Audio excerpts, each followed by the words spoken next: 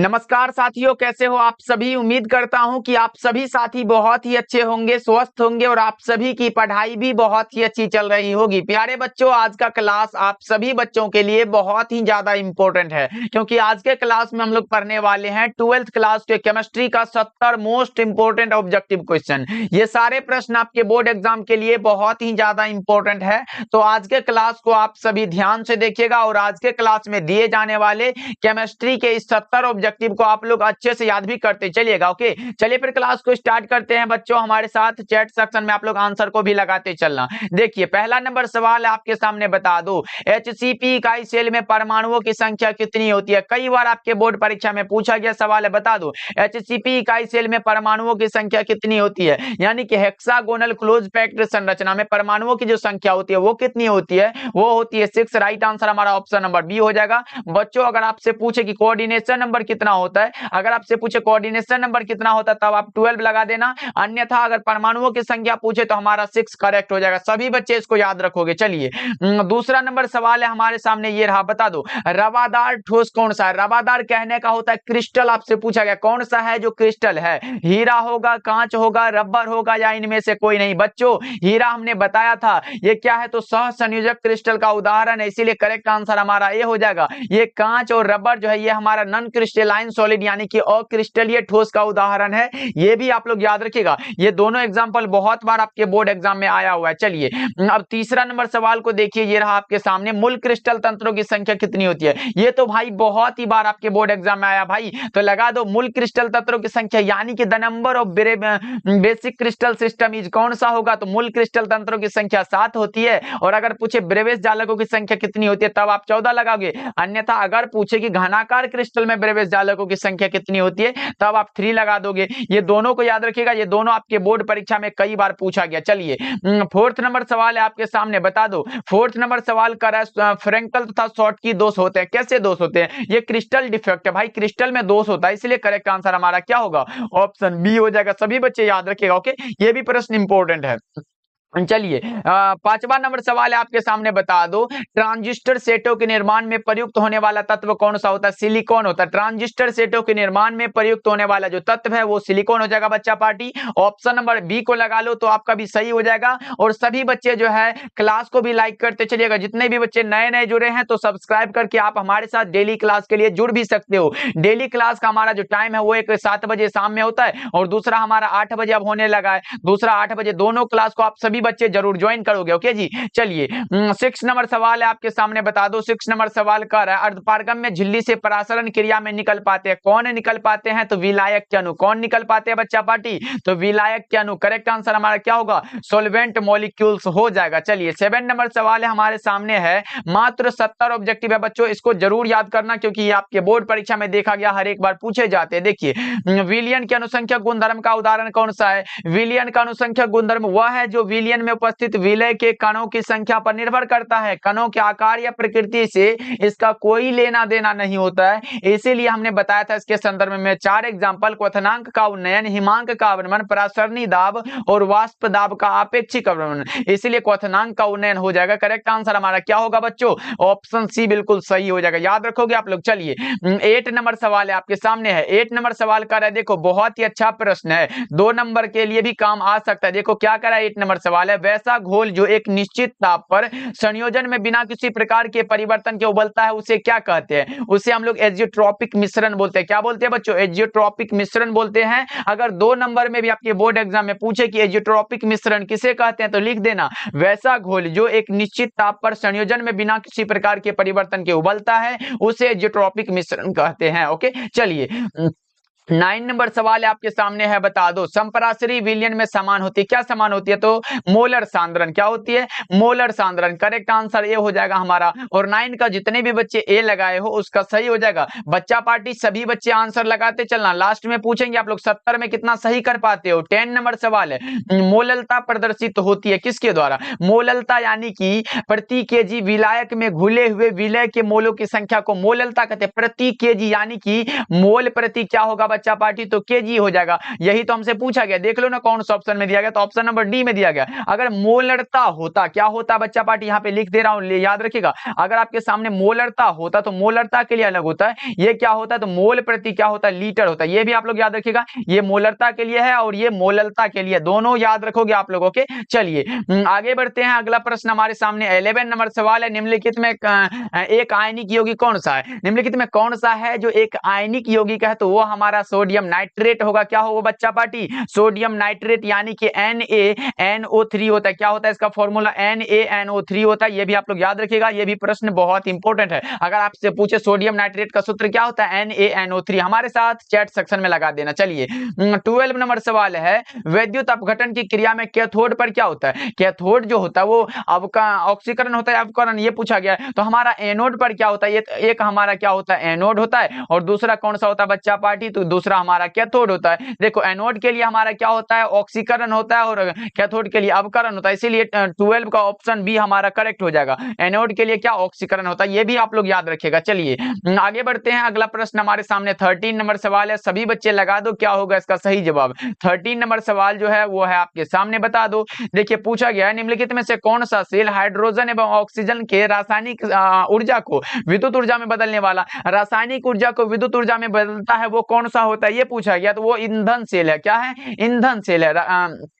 Correct answer हमारा option C हो जाएगा। 14 नंबर सवाल है बच्चों, ये आपके सामने, बता दो निम्नलिखित में कौन सर्वाधिक ऑक्सीकरण अवस्था प्रदर्शित करता है, सबसे अधिक जो ऑक्सीकरण अवस्था प्रदर्शित करता है वो कौन सा होता है, तो मैग्नीज होता है। क्या होता है बच्चों, मैग्नीज होता है। जैसे लिख लो KMnO4, ये सबसे अधिक ऑक्सीकरण अवस्था प्रदर्शित करता है। चलिए आगे बढ़ते हैं। 15 नंबर सवाल है, सर्वाधिक चालकता है किसकी, सर्वाधिक चालकता कौन सा होगा, चांदी ही तो है भाई, क्या है, सिल्वर हो जाएगा। करेक्ट आंसर हमारा सी हो जाएगा, जिसका कि हम लोग संकेत देते हैं जी। आगे बढ़ते हैं। 16 नंबर सवाल है, सेल अभिक्रिया स्वतः होती है जब क्या होती है, लेमडा जीनोट ऋणात्मक है। कब, लेमडा जीनोट ऋणात्मक है। करेक्ट आंसर बी हो जाएगा बच्चों। ये प्रश्न बहुत इंपॉर्टेंट है, आपके बोर्ड परीक्षा में पूछा गया, ओके, याद रखना आप सब। चलिए 17 नंबर सवाल आपके सामने है, बता दो द्वितीय कोटि की अभिक्रिया के लिए वेग स्थिरांक की इकाई क्या होती है। अच्छे से ऑप्शन को पढ़ो और लगा दो। द्वितीय कोटि की अभिक्रिया के लिए वेग स्थिरांक की इकाई क्या होगी बच्चों, तो मैं लिख दे रहा हूं। अगर पूछे प्रथम के लिए, प्रथम भी लिख दे रहा हूं। उसके बाद हमारा पहले तो शून्य होता है, पहले क्या होता है बच्चा पार्टी, तो हमारा क्या होता है, शून्य कोटि होता है। उसके बाद कौन सा होता है, तो तीनों के लिए मैं लिख दे रहा हूं, जिससे कि अगर आपके बोर्ड परीक्षा में तीनों में से कोई आ जाए, आपके छोड़ के ना आओ। देखो ये क्या है, तो शून्य कोटि के लिए, शून्य कोटि के लिए होता है क्या, तो मोल होता है, लीटर इनवर्स और सेकेंड इनवर्स होता है। प्रथम कोटि के लिए सिर्फ सेकेंड इनवर्स होता है, और द्वितीय कोटि के लिए क्या होता है, litre mole inverse second inverse litre होता है, यानी कि मोल इनवर्स होता है, mole inverse litre second inverse ये होता है। तो ये भी आप लोग याद रखिएगा, बहुत ही अच्छा प्रश्न है बच्चों, इसको याद रखिएगा, ये ऑब्जेक्टिव में आपको काम आएगा। इसीलिए करेक्ट आंसर जो अभी का होगा, mole inverse litre second inverse, option number D में दिया गया, आपका सही हो जाएगा। 18 नंबर सवाल है आपके सामने, बता दो 18 नंबर सवाल कर रहा है, गति समीकरण इतना दिया है, उसके लिए अभिक्रिया की कोटि क्या होगी, तो बहुत ही आसान है, मैंने बताया था। वेग समीकरण में प्रयुक्त सांद्रण पदों के घात के योगफल को, घात का योगफल कितना है, इतना इतना है, तो 3/2 है। उसके बाद क्या है, प्लस माइनस, यानी कि माइनस हो जाएगा, तो -1/2 हो जाएगा।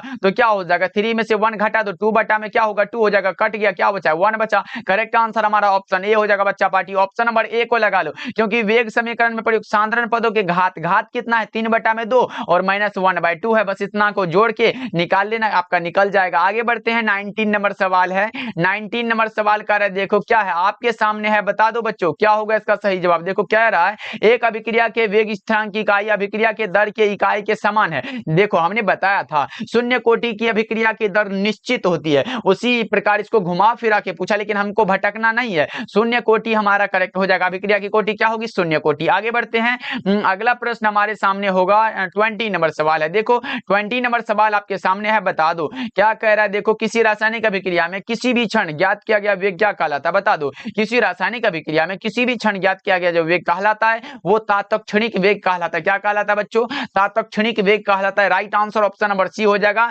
इसीलिए हमने इस क्वेश्चन को सिलेक्ट किया। अगर 2 नंबर में भी आ जाए तो आप लोग छोड़ के ना आना। चलिए 21 नंबर सवाल आपके सामने है। 21 नंबर सवाल कर रहा है, जब उत्प्रेरक का उपयोग साम्यावस्था में किया जाता है तो सक्रियण ऊर्जा क्या होता है। सक्रियण ऊर्जा अगर साम्यावस्था में उत्प्रेरक का कार्य करते हैं तो वो हमारा घट जाता है। वैसे तो उत्प्रेरक का कार्य है कि अभिक्रिया की दर को बढ़ाना और घटाना दोनों है, लेकिन यहाँ दिया गया कि साम्यावस्था में अगर करते हैं तो वो घटाता है। करेक्ट आंसर आंसर हमारा ऑप्शन बी हो जाएगा। अगला प्रश्न हमारे सामने है 22 नंबर सवाल है, मॉन्ड विधि द्वारा कौन धातु को शुद्ध किया जाता है? कौन सा धातु है जिसको मॉन्ड विधि के द्वारा शुद्ध करते हैं? तो वो हमारा निकेल होता है। क्या होता है बच्चों? निकेल होता है। 22 का करेक्ट आंसर सी हो जाएगा। 23 नंबर सवाल आपके सामने है, बता दो। 23 नंबर सवाल कर रहा है, निम्नलिखित में कौन धातु प्रकृति में मुक्त अवस्था में पाई जाती है? मुक्त अवस्था में बता दो, फ्री स्टेट में कौन सा पाया जाता है? ये पूछा गया आप लोगों से, बता दो। 23 का सही जवाब सभी बच्चे बता दो फटाफट से। वो हमारा हो जाता है प्लेटिनम हो गया, सोना हो गया, चांदी हो गया, यही सब तो होता है। राइट आंसर हमारा ऑप्शन डी हो जाएगा। अगला प्रश्न हमारे सामने 24 नंबर सवाल है, टिंडल प्रभाव पाया जाता है किसमें? टिंडल प्रभाव पाया जाता है सोल में। किसमें पाया जाता है बच्चों? सोल में पाया जाता है, इसीलिए करेक्ट आंसर सी लगा सकते हो आप लोग, करेक्ट हो जाएगा। 25 नंबर सवाल है आपके सामने, बता दो निम्नलिखित में कौन लायोफिलिक कोलाइड है? पूछा गया तो गोंद लगा के निकल लेंगे बच्चा पार्टी। और ये प्रश्न बहुत इंपॉर्टेंट है, कई बार नहीं हर एक बार आपके बोर्ड परीक्षा में ये प्रश्न पूछा जाता है। चलिए 26 नंबर सवाल है। 26 नंबर सवाल का रासायनिक अधिशोषण में कितनी परतें होती है? यानी कि how many layers are there in chemical adsorption? क्या होगा? तो रासायनिक अधिशोषण में एक परत होती है। करेक्ट आंसर हमारा क्या होगा बच्चों? ऑप्शन ए हो जाएगा। ओके चलिए आगे बढ़ते हैं। अगला प्रश्न हमारे सामने 27 नंबर सवाल है, बता दो भौतिक अधिशोषण में लगभग उष्मा उत्सर्जित होती है कितनी? भौतिक अधिशोषण में अगर बात हो, वो हमारा होता है 20 से 40 किलो जूल पर मोल होता है। यहाँ पे लिख दे रहा हूँ किलो जूल प्रति में क्या होता है? मोल होता है। यही तो होता है, देख लो कौन सा ऑप्शन में दिया गया, ऑप्शन ए हो जाएगा। यहाँ देख सकते हो किलो जूल पर मोल में पूछा गया, इसलिए करेक्ट आंसर हमारा ए हो जाएगा। चलिए अगला प्रश्न 28 नंबर सवाल है, बता दो गुरुत्व पृथक्करण विधि से सांद्रित किया जाता है किसको? गुरुत्व पृथक्करण विधि से किसको सांद्रित किया जाता है? तो हेमेटाइट को। किसको बच्चों? हेमेटाइट को। Correct answer option number B हो जाएगा। 28 का लगा सकते हो आप लोग। अगर पूछे हेमेटाइट का सूत्र क्या होता है, तो बस सिंपल सा है, क्या होता है बच्चों? Fe2O3 होता है। यही क्या है? तो हेमेटाइट का फॉर्मूला है, सूत्र है, जो बोलो आप लोग। चलिए 29 नंबर सवाल आपके सामने है। 29 नंबर सवाल का है, देखो व्यावसायिक लोहा का सबसे शुद्धतम रूप क्या होता है? व्यावसायिक लोहा का जो सबसे शुद्धतम रूप है वो है पिटवा लोहा। क्या है बच्चों? पिटवा लोहा है। राइट आंसर हमारा ऑप्शन नंबर बी हो जाएगा 29 का। अगले प्रश्न की ओर बड़े बच्चा पार्टी फटाफट से। इसमें पिटवा लोहा में क्या होता है कि कार्बन की मात्रा बहुत कम होता है, लगभग कह सकते हो कि 0.02% से 0.03% होता है, बस इतना ही होता है। ये भी आप लोग याद रखिएगा। आगे बढ़ते हैं। अगला प्रश्न हमारे सामने है 30 नंबर सवाल, एल्यूमिनियम का अयस्क कौन सा है? एल्यूमिनियम का अयस्क बॉक्साइट होता है। सभी बच्चे को पता होगा, ये तो प्रश्न कई बार हमने बता भी चुका है कि एल्यूमिनियम का जो अयस्क है वो बॉक्साइट हो जाएगा। चलिए आगे बढ़ते हैं। अगला प्रश्न हमारे सामने है 31 नंबर सवाल, बता दो मैग्नीशियम का प्रमुख अयस्क कौन सा है? मैग्नीशियम का जो प्रमुख अयस्क है बता दो कौन सा होगा? मेन और पूछा गया आप लोगों से, लगा दो क्या होगा? 31 का राइट आंसर फटाफट से। वो हमारा कार्नेलाइट होता है। क्या होता है बच्चों? कार्नेलाइट होता है। करेक्ट आंसर हमारा ऑप्शन नंबर सी हो जाएगा। ये मेलेकाइट जो देख रहे हो, ये किसका अयस्क है पता है क्या? ये कॉपर का अयस्क। किसका है बच्चा पार्टी? कॉपर का है। ये भी आप लोग लगा सकते हो। ये केसिटेराइट किसका हो सकता है? ये टीन का है। किसका है बच्चा पार्टी? तो टीन का है, तो ये भी आप लोग लगा सकते हो। और गेलेना तो सबको पता होगा, ये लीड का है। गेलेना किसका है बच्चा पार्टी? लीड का होता है, इसलिए करेक्ट आंसर लीड नहीं लेड होता है, इसलिए लेड होता है। ओके चलिए आगे बढ़ते हैं। 32 नंबर सवाल है आपके सामने है, बता दो खनिज जिससे धातु का निष्कर्षण होता है उसे क्या कहा जाता है? खनिज जिससे धातु का निष्कर्षण होता है उसे हम लोग अयस्क बोलते हैं। ये तो हमने कई बार बता चुका है। और हमने ये भी बताया है कि अयस्कों में उपस्थित अशुद्धि को गैंग या फिर आधात्री बोलते हैं। ये भी हमने बताया है कि नहीं बच्चा पार्टी? एक बार चैट सेक्शन में लगा दो। उसके बाद ये भी हमने बताया है कि गैंग और फ्लक्स आपस में मिलकर क्या बनाते हैं? तो स्लैग बनाते हैं। ये जो तीनों डिफिनेशन है इसको याद रखिएगा। पहले हमने बताया खनिज जिससे धातु का निष्कर्षण होता है उसे अयस्क कहा जाता है, ये तो बताया हमने।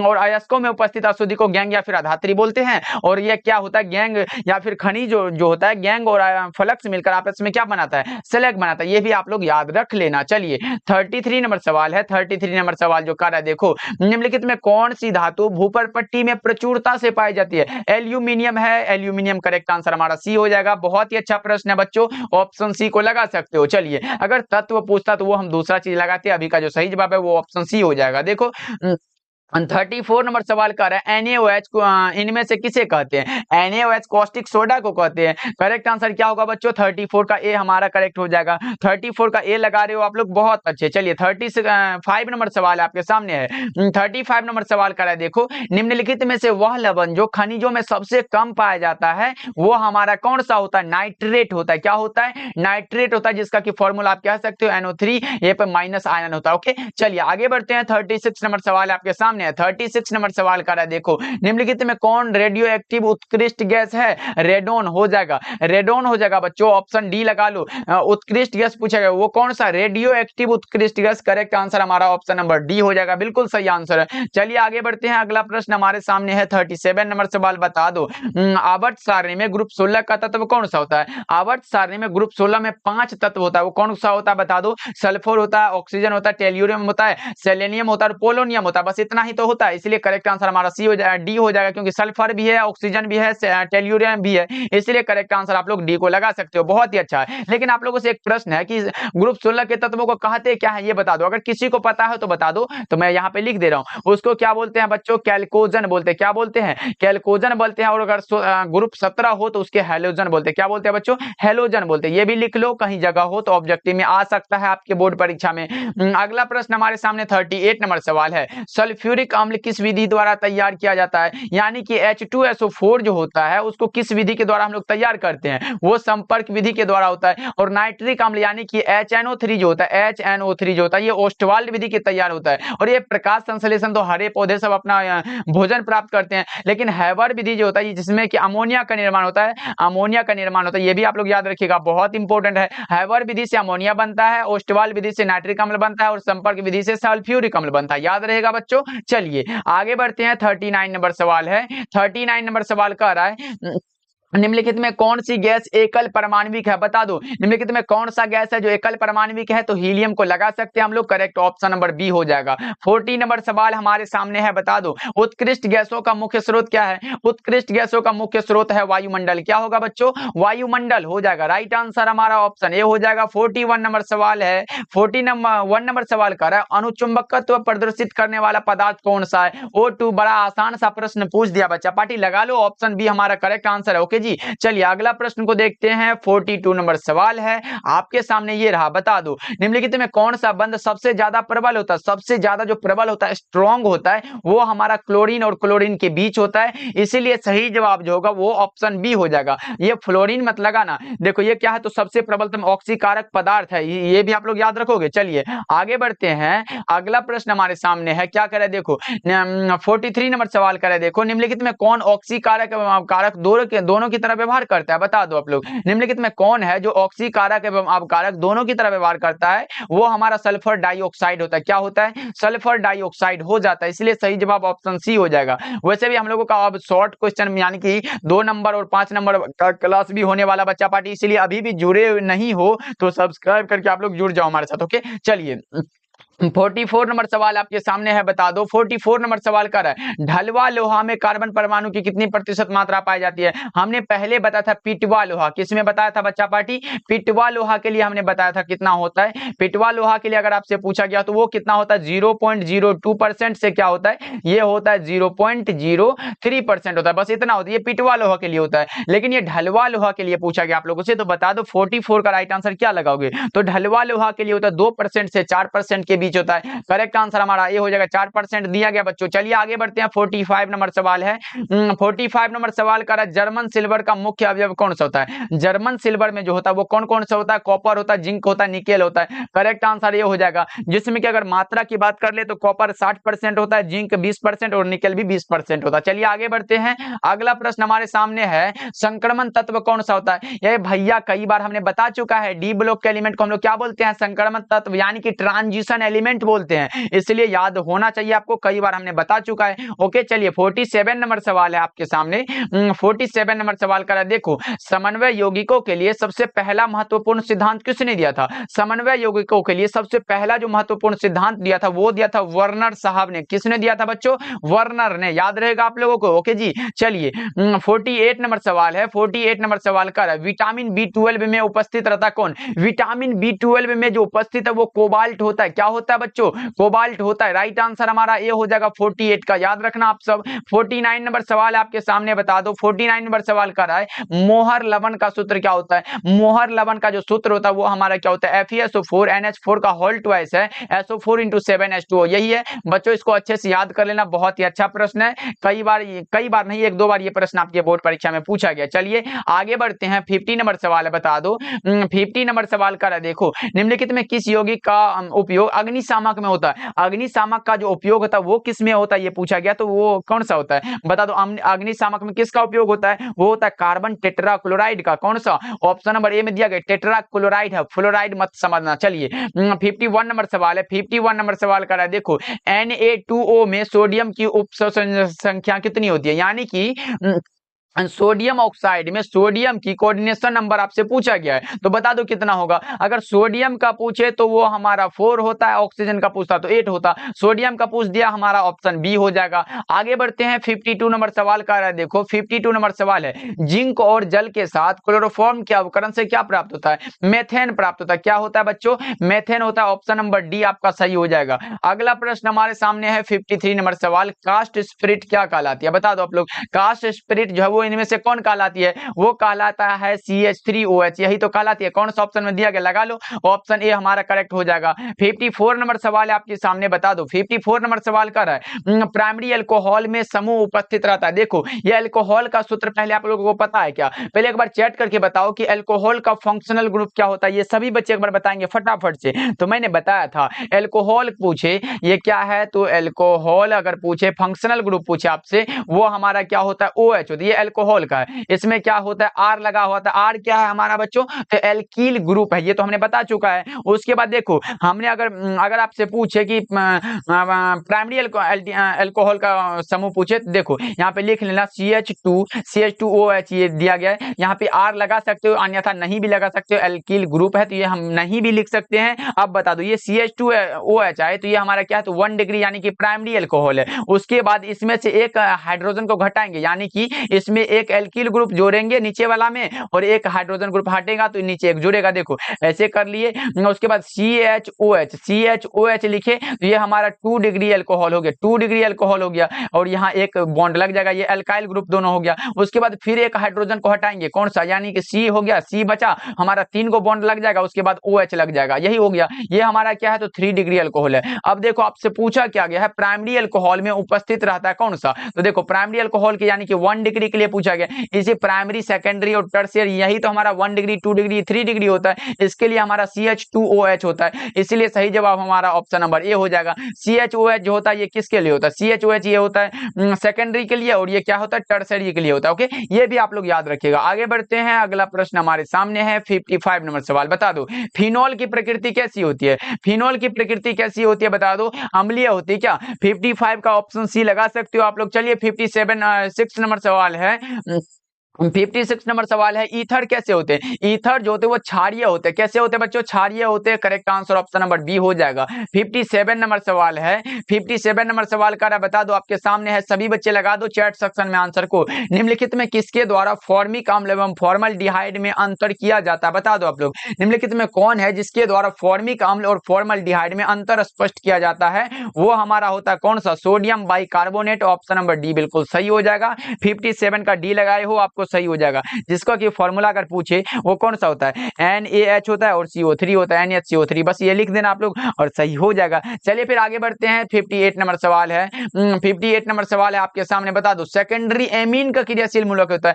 जैसे हम लोगों ने पढ़ा कि 1 degree alcohol, 2 degree alcohol, 3 degree alcohol, उसमें हम लोगों ने पढ़ा, लेकिन उसी प्रकार से 1 डिग्री एमीन भी होता है, 2 डिग्री एमीन और 3 डिग्री एमीन भी होता है, उसी प्रकार निकालेंगे। बच्चा पार्टी आप लोगों को अमोनिया का सूत्र पता है क्या, अमोनिया का जो सूत्र होता है वो NH3 होता है, क्या होता है, NH3 होता है। इसी प्रकार हम भी निकाल सकते हैं, अगर इसमें से एक हाइड्रोजन को कम करें, यानी कि हमारे पास क्या बचेगा, NH2 बचेगा, क्या बचेगा बच्चा पार्टी, NH2 अगर बचा तो ये हमारा कौन सा होगा, ये हमारा हो जाएगा 1 डिग्री एमीन, क्या होगा बच्चों, 1 डिग्री एमीन हो जाएगा। और ये हमारा अगर NH आए, क्या आए, NH आ जाए, NH अगर आपके सामने आए, ये हमारा क्या होता है, 2 डिग्री एमीन होता है, ये भी आप लोग याद रखिएगा। उसके बाद अगर सिर्फ N आए, क्या आए बच्चा पार्टी, N वाला बात आए, N वाला अगर बात आया हो तो वो कौन सा होता है, वो हमारा होता है 3 डिग्री एमीन, यही तो पूछा गया आप लोगों से। तो अब लगा लो कौन सा लगाओगे, पूछा क्या गया है, सेकेंडरी एमीन का क्रियाशील मूलक क्या होता है, सेकेंडरी यानी कि ये पूछा गया है 2 डिग्री एमीन के लिए, तो बता दो कौन सा होगा, NH हो जाएगा क्या,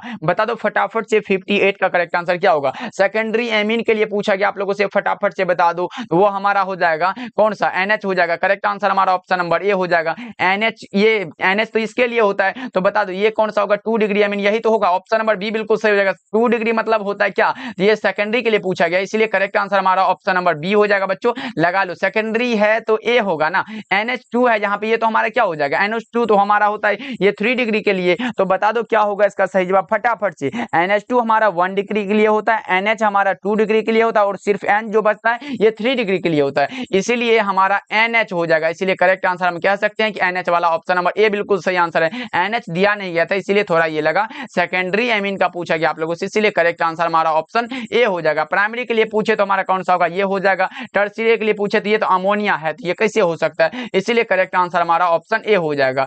अगला प्रश्न हमारे सामने है 59 नंबर सवाल, बता दो बेंजीन का सरल सूत्र क्या होता है। बेंजीन का सरल सूत्र देखो, इसका हम स्ट्रक्चर भी बना सकते हैं या फिर इसका सूत्र होता है C6H6, ये हो जाएगा।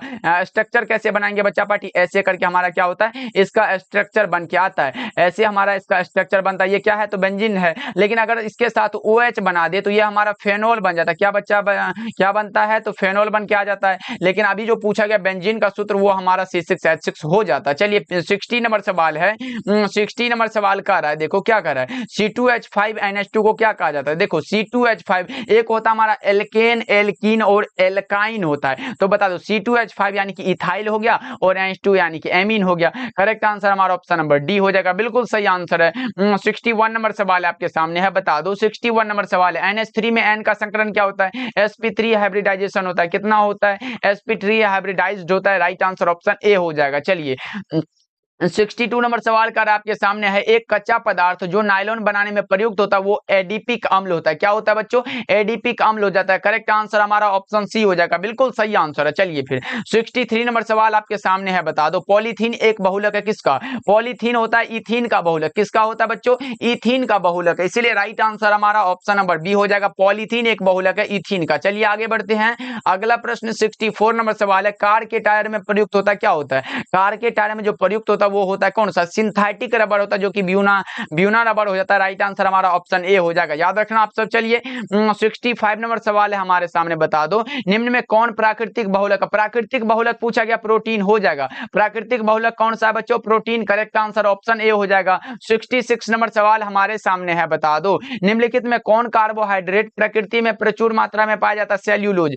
कौन सा कार्बोहाइड्रेट है जो प्रकृति में प्रचुर मात्रा में पाया जाता है, तो सेल्यूलोज करेक्ट हो जाएगा। चलिए 67 नंबर सवाल को देखते हैं। 67 नंबर सवाल का प्रोटीन की हेलिकल संरचना निम्नलिखित में किसके द्वारा अस्थायी होती है, किसके द्वारा, तो हाइड्रोजन बॉन्ड के द्वारा। किसके द्वारा बच्चा पार्टी, हाइड्रोजन बॉन्ड के द्वारा। Correct answer option number D हो जाएगा। चलिए 68 नंबर सवाल का फलों की शर्करा क्या कहलाती है, फलों की जो शर्करा कहलाती है वो कौन सा, तो फ्रक्टोज। फलों से फ से फल होता है और फ से फ्रक्टोज, याद रखना आप सब। चलिए 69 नंबर सवाल आपके सामने है, बता दो निम्नलिखित में कौन कृत्रिम मीठा भी करता है, कौन सा होगा, ये सभी है, सक्रिन भी है, स्पार्टेम भी है और सोडियम साइक्लोमेट भी, इनमें से सभी लगा लो, ऑप्शन नंबर डी सही जवाब हो जाएगा। सारे के सारे क्या है, तो मीठा भी करता है। आगे बढ़ते हैं और आज के क्लास का लास्ट सवाल है, एस्कॉर्बिक अम्ल क्या होता है। एस्कॉर्बिक अम्ल विटामिन सी का नाम है बच्चों, ऑप्शन ए करेक्ट हो जाएगा। विटामिन सी की कमी से कौन सा रोग होता है, ये भी आप लोग याद रखिएगा, स्कर्वी वाला रोग हो जाता है, ये भी आप लोग याद रखिएगा। अगर इसकी कमी से रोग स्कर्वी जैसे कि हो गया थकावट भी हो जाता है, कमजोरी जो होता है वो इसी की वजह से होता है, विटामिन सी की कमी से, ये भी आप लोग याद रखिएगा। हड्डी में जो वो दर्द होता है, जोड़ों का जो दर्द होता है वो इसी की कमी से होता है, याद रखोगे आप लोग। ओके चलिए, इसका मुख्य स्रोत पूछे, संतरा लगा देना, नींबू, अमरूद, ये सारे के सारे क्या होते हैं, इसके मुख्य स्रोत होते हैं। ओके चलिए, आज का क्लास आपको कैसा लगा कमेंट करके बताना। सभी बच्चे चैनल पे पहली बार जुड़ रहे हो तो सब्सक्राइब करके आप हमारे साथ जुड़ भी सकते हो। ओके मिलते हैं फिर अगले क्लास में बच्चों।